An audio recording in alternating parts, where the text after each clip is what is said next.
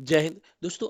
पिछले क्लास में हमने आचार्य रामचंद्र शुक्ल के हिंदी साहित्य के इतिहास के प्रकरण 1 की चर्चा की थी और आज हम प्रकरण 2 की चर्चा करेंगे। इस मैराथन क्लास में संपूर्ण हिंदी साहित्य का इतिहास आसान भाषा में आपको समझाया जाएगा। अगर आप भी हिंदी साहित्य से संबंधित कोई भी पेपर दे रहे हैं तो अगर आपने पूरी वीडियो डेली देख लिया तो 10 से 15 प्रश्न आप आसानी से इम्प्रूवमेंट कर सकते हैं। आखिर शुक्ल जी हिंदी साहित्य के इतिहास में कहना क्या चाहते थे? आदिकाल के बारे में शुक्ल जी का क्या अप्रोच था? भक्ति काल के बारे में क्या था? रीतिकाल के बारे में क्या था? आधुनिक काल के बारे में शुक्ल जी का क्या अप्रोच था, क्या पॉइंट्स था, उन्हीं की चर्चा करेंगे। अब जैसे कि पीछे प्रकरण 1 में शुक्ल जी ने अ, बताया था कि दूहा या दूहा कहने से अपभ्रंश का बोध होता है और साथ ही आदिकाल का समय उन्होंने प्रकरण 1 में 1050 से 1375 तक बताया था। साथ ही प्रकरण 1 में हमने पढ़ा था कि शुक्ल जी जो है आखिर आदिकाल का नाम वीर गाथा काल क्यों रखा, क्योंकि उस समय जो लेखन की प्रकृति चारण कवियों की थी, राजा के दरबार में रहकर चारण कवि लेखन काल कर रहे थे, इसीलिए शुक्ल जी ने आदिकाल का नाम वीर गाथा काल रखा था। साथ ही साथ आज प्रकरण 2 में हम लोग देखेंगे अपभ्रंश काव्य के बारे में। आखिर अपभ्रंश काव्य क्या है? तो दोस्तों, अगर भाषाओं के विकास की परंपरा को आप देखोगे तो वैदिक संस्कृत से होते हुए लौकिक संस्कृत आया, फिर बुद्ध महावीर काल में पाली और प्राकृत आया। यही प्राकृत की अंतिम अवस्था से अपभ्रंश का विकास हुआ, ये बात शुक्ल जी भी मानते हैं और यही प्रक्रिया हुई। तो अब अपभ्रंश साहित्य क्या है उसको समझेंगे। अगर आप भी संपूर्ण साहित्य को टिप्स पर करना चाहते हैं तो मैं 8 से 10 बिल्कुल फ्री क्लास देता हूं और फ्री क्लास लेकर देख सकते हो। एक बात कहना चाहूंगा, हमें अपने पैर में कुल्हाड़ी खुद नहीं मारना है। ये पूरे भारत का पहला कोचिंग सेंटर है जो आपको रिजल्ट की स्टाम्प पेपर पर लिखित गारंटी देती है।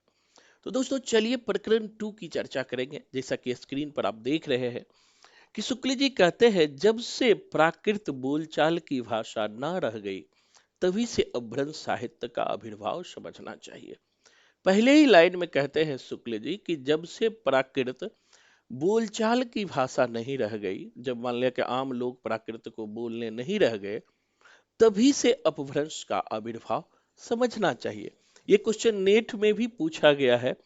पहले जैसे गाथा या गाहा कहने से प्राकृत का बोध होता था, वैसे ही पीछे दोहा या दूहा कहने से अपभ्रंश या लोक प्रचलित काव्य भाषा का बोध होने लगा। जैसा कि शुक्ल जी प्रकरण 1 में भी बताया था कि पहले जैसे गाथा कहने से प्राकृत का बोध होता था, वैसे ही पीछे दोहा या दूहा कहने से अपभ्रंश या लोक प्रचलित काव्य भाषा का बोध होने लगा। आगे शुक्ल जी कहते हैं, इस पुरानी प्रचलित काव्य भाषा में नीति, श्रृंगार, वीर आदि की कविताएं चली आ रही थी। जैन और बौद्ध धर्माचार्यों अपने मतों की रक्षा और प्रचार के लिए भी इसमें उपदेश आदि की रचना कहते थे। प्राकृत से बिगड़कर जो रूप बोलचाल की भाषा ने ग्रहण किया, वह भी आगे चलकर कुछ पुराना पड़ गया और काव्य रचना के लिए रूढ़ हो गया। ये लाइन याद रखना। शुक्ल जी कहते हैं कि प्राकृत से, बहुत इंपॉर्टेंट लाइन है, यह स्थापना तर्क में पूछा गया है, प्राकृत से बिगड़कर जो रूप बोलचाल की भाषा ने ग्रहण किया, वह भी आगे चलकर कुछ पुराना पड़ गया और काव्य रचना के लिए रूढ़ हो गया। अपभ्रंश नाम उसी समय से चला।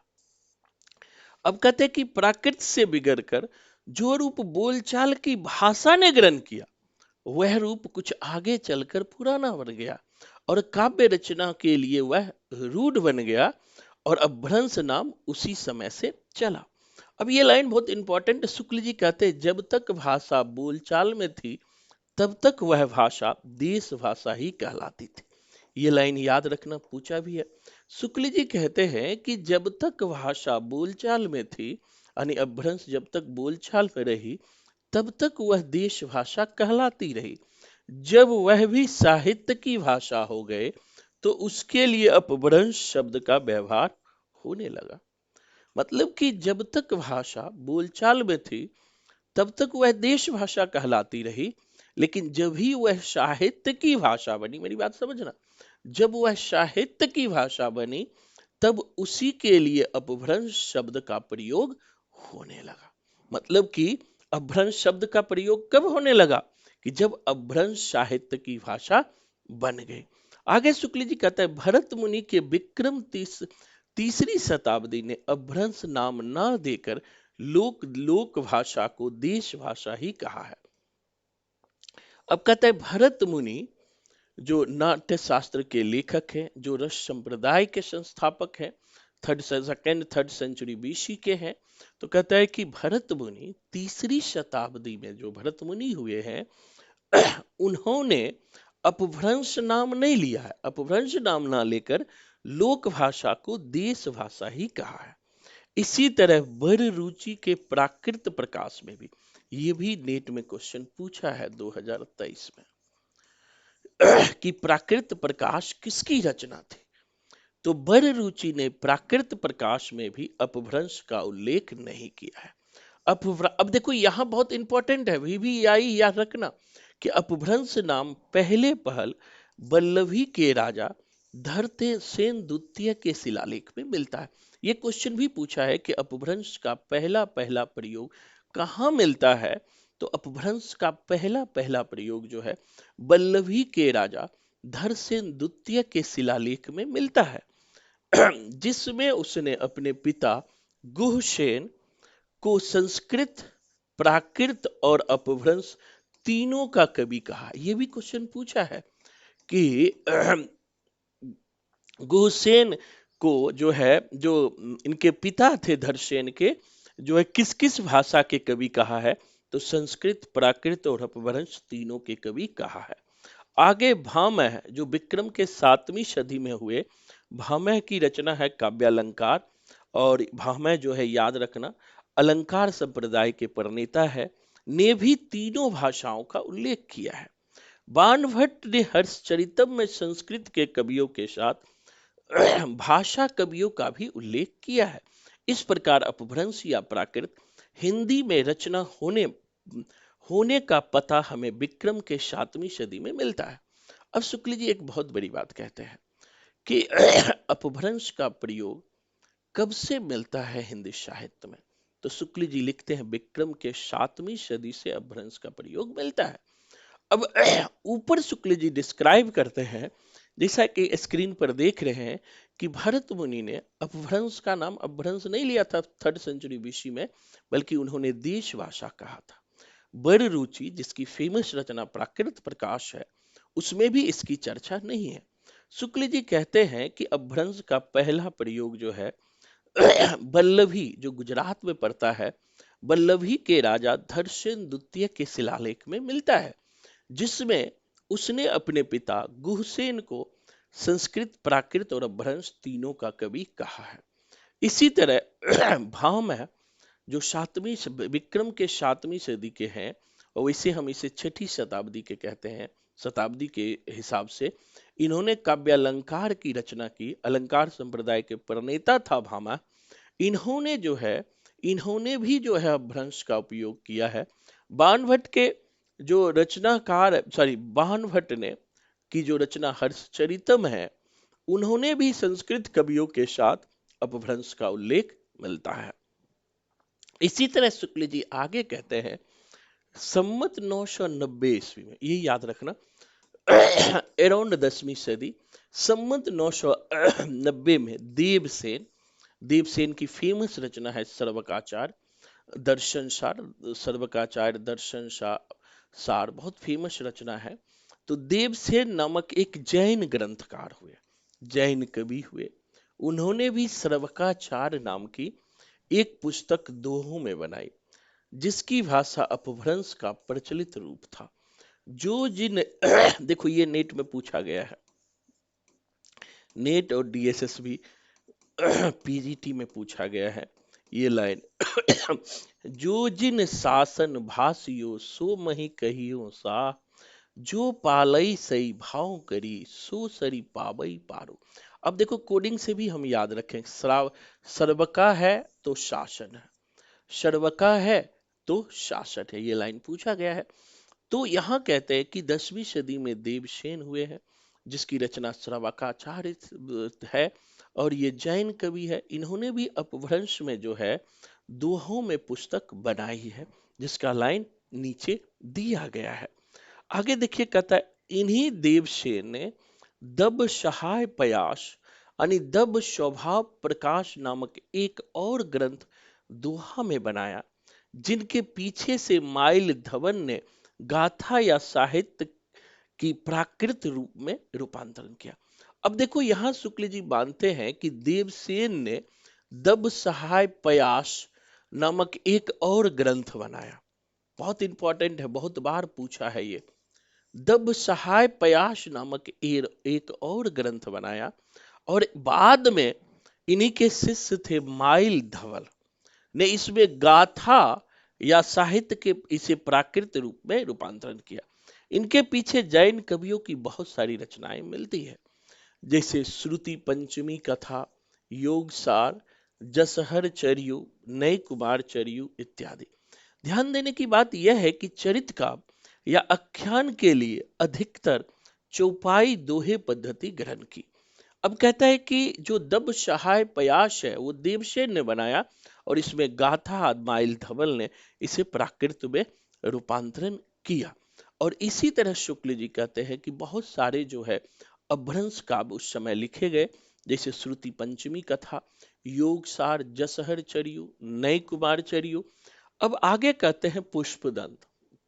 एक नाम बहुत फेमस है, यहां से भी पूछता है कि पुष्पदंत जो 10वीं सदी के हुए हैं, सम्मत 1029, आदि पुराण और उत्तर पुराण चौपाइयों में लिखी है। वे भी आई, ये भी पूछा है कि पुष्पदंत की रचना कौन है, तो आदि पुराण उत्तर पुराण बहुत फेमस है, और ये रचना चौपाई में लिखी।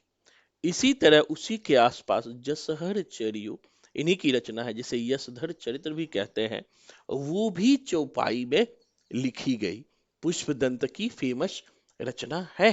तो इसको हमें समझ लेना है।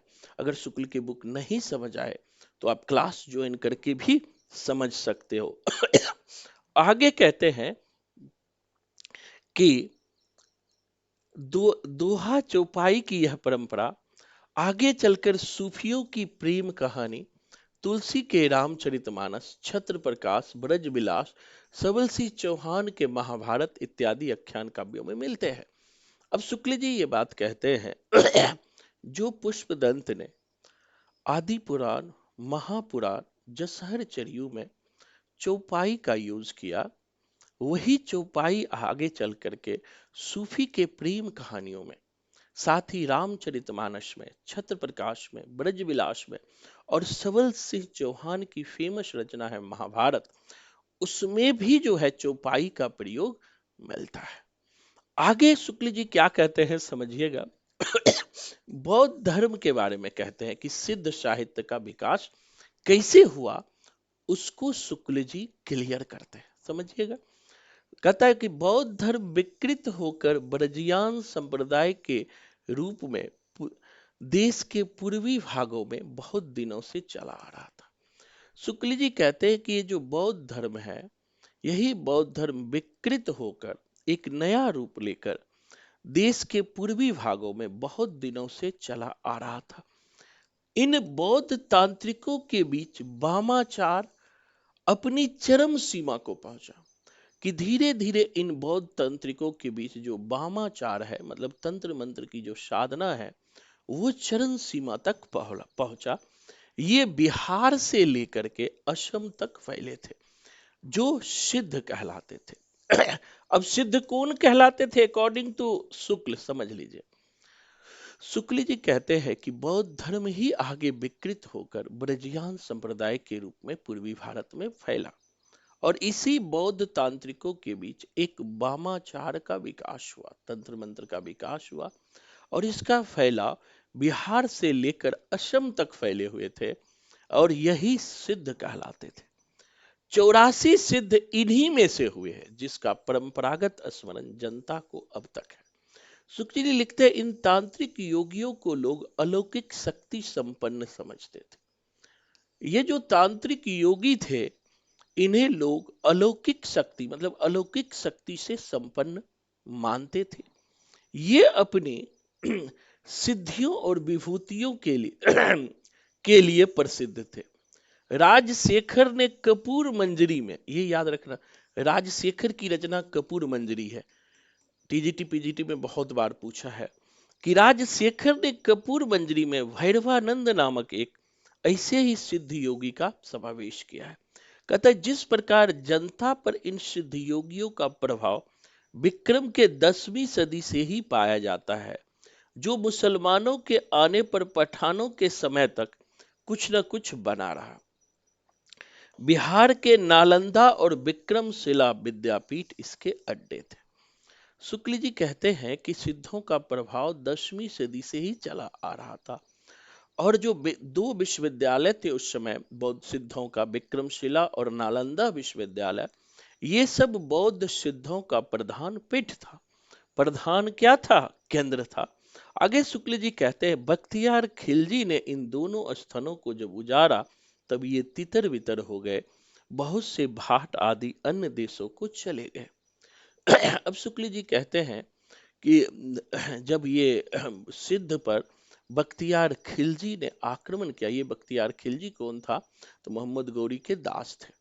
तो बख्तियार खिलजी ने नालंदा और विक्रमशिला विश्वविद्यालय पर आक्रमण किया और उसे ध्वस्त कर दिया। तो वहां के जो बौद्ध थे वो तितर बितर होकर के भाट देश अलग अलग जगह चले गए। आगे लिखते हैं कि 84 सिद्धों के नाम भी शुक्ल देते हैं, सबको पढ़ने की जरूरत नहीं है। इसमें 84 सिद्ध एक बार देख लेना है बुक से, लेकिन याद रखना कि 84 सिद्धों में महिलाएं कौन कौन थी। तो महिलाओं को योगिनी कहा जाता था।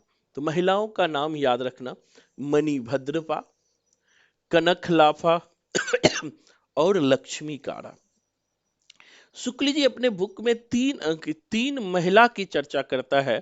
84 सिद्धों में 3 महिला थी, जिसमें पहला नाम मणिभद्रपा था, वीडियो रोक के लिख लेना या स्क्रीनशॉट ले लेना।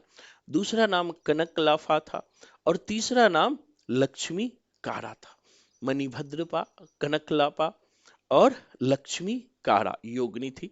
कत आगे शुक्ल जी लिखते हैं, पा आदर सूचक शब्द पाद शब्द है। इसी सूची के नाम पूर्वापर कालक्रम से नहीं है। इनमें से कई एक समसामयिक है। यहां आता है ना, जैसे सरहप्पा, सबरप्पा, लुईपा। तो जो पा शब्द है, शुक्ल जी लिखते हैं कि वह आदर सूचक शब्द है। पा शब्द क्या है? आदर सूचक शब्द है। ब्रजियान शाखा में जो योगी शुद्ध के नाम से प्रसिद्ध हुए, वे अपने मत का संस्कार जनता पर भी डालना चाहते थे। इससे वे संस्कृत रचनाओं के अतिरिक्त अपनी वाणी अभ्रंश मिश्रित देश भाषा या काव्य भाषा में भी बराबर सुनाते रहे। शुक्ल जी कहते हैं कि ब्रजियान शाखा में जो सिद्ध के नाम से प्रसिद्ध हुए, वो अपना प्रभाव जनता पर भी डालना चाहते थे। इसलिए वो वे संस्कृत रचनाओं के अतिरिक्त अपनी वाणी अपभ्रंश मिश्रित देश भाषा या में भी काव्य सुनाया करते थे। उनकी रचनाओं का एक संग्रह हर प्रसाद शास्त्री, हर प्रसाद शास्त्री ने, ये बहुत इंपॉर्टेंट है, हर बंगला भाषा अक्षरों में बौद्ध गान और दोहा के नाम से निकाला था। जो हर प्रसाद शास्त्री है, जो अपभ्रंश के जो सिद्ध कवि हुए हैं, उन्हीं का संकलन, उन्हीं के रचनाओं को बौद्ध गान और दोहा से नाम से निकाला था। इनको कोडिंग से भी याद कर सकते हो। हर प्रसाद शास्त्री बंगला में बौद्ध गान और दोहा लिखा। तो हर प्रकार से शास्त्री जी बंगाल जाकर के बौद्ध गान करते हैं। कोड कर देना, हर प्रकार से जो शास्त्री है बंगाल में जाकर के बौद्ध गान करते हैं। पीछे त्रिपिटकाचार्य राहुल संकृतायन भोट देश जाकर सिद्धों की बहुत सारी रचनाएं लाए। अब राहुल संकृतायन का बहुत बड़ा योगदान रहा है कि राहुल संकृतायन तिब्बत जाकर के, वोट के देश जाकर के बहुत सारे जो बौद्ध संप्रदाय से संबंधित जो रचनाएं थी उसे लेकर के आए। इसी तरह कहता, सिद्ध में सबसे पुराने सरोज ब्रज थे, याद रखना, जिसका काल विनय तोष भट्टाचार्य ने 690 सम्मत माना है। सरपा का बड़ा फेमस लाइन है, याद रखिएगा।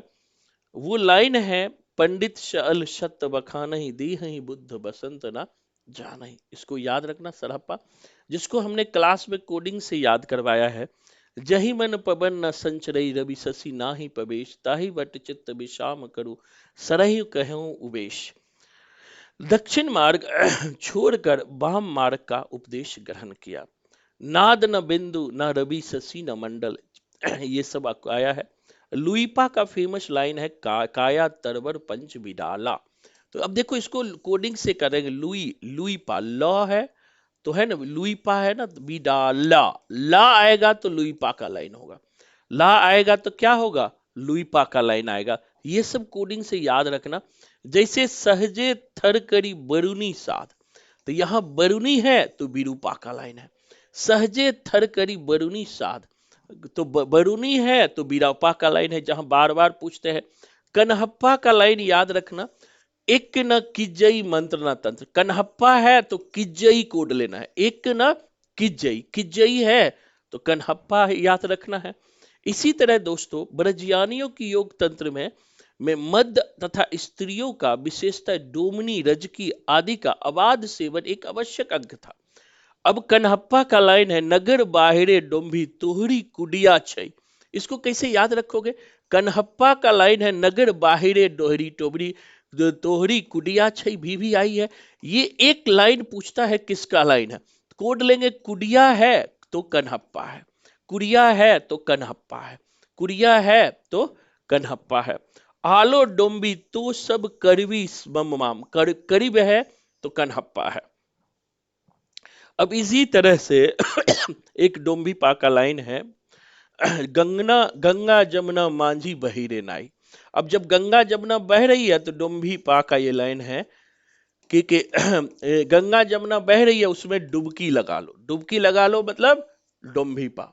गंगा जमुना बह रही है उसमें क्या करो, डुबकी लगाओ, तो हो गया डुम्बी पा। कोडिंग से संपूर्ण इसी तरह से कपालिक। अब देखो यहां पर शुक्ल जी बहुत बड़ी बात कहते हैं, कपालिक जोगियों से बचे रहने का उपदेश घर में सास नद आदि देती रहती थी, पर वे पर जो है वे आकर्षित हो जाती थी जैसे कृष्ण की ओर गोपियां। कि जो शुक्ल जी लिखते हैं कि जो सिद्ध योगी थे वो गोपियों को अपने उसे आकर्षित करते थे। और शुक्ल जी लिखते हैं, कपालिक जोगी से बचे रहने का उपदेश घर में सास ननद आदि देती रहती थी, फिर भी महिलाएं उससे आकर्षित हो जाती थी जैसे कृष्ण की ओर गोपियां। अब कहते हैं राग देश मोह लाई छाड़। इसी तरह से है कुकिरिप्पा का लाइन, ये इंपॉर्टेंट है। कुकिरिप्पा का लाइन, ससुरी बहुरी गेल नींद जगाए, ससुरी नींद गेल बहुरी जगाए। इसको भी कोड लगे। कोड क्या लेंगे, ससुरी को करके नींद जगा देती है। जैसे कहते हैं ना घर में, ससुरी दिन भर को कचर कचर करके नींद से जगा देती है। को मतलब कुकिरिप्पा, को मतलब कुकिरिप्पा, को मतलब कुकिरिप्पा। तो ये सब लाइन याद रखिएगा, यही एग्जाम में क्वेश्चन पूछता है। तो आज जो है दोस्तों सिद्धों के बारे में शुक्ल जी ने जो बात कही है उसको हमने समझने का प्रयास किया है। अगर आप भी संपूर्ण साहित्य को आसान भाषा में समझना चाहते हो और कोडिंग से संपूर्ण साहित्य को टिप्स पे करना चाहते हो तो हमारा फिर से नया बैच, रेगुलर बैच ऑनलाइन और ऑफलाइन दोनों शुरू हो रहा है। आप एक तो संपूर्ण हिंदी साहित्य का इतिहास टिप्स पे करेंगे ही, शुक्ल का बुक, नगेंद्र का बुक, बच्चन का बुक, इन सब बुक को भी हम लाइन बाय लाइन आपको टिप्स पर कराएंगे। तो आज के लिए इतना ही, धन्यवाद, जय हिंद।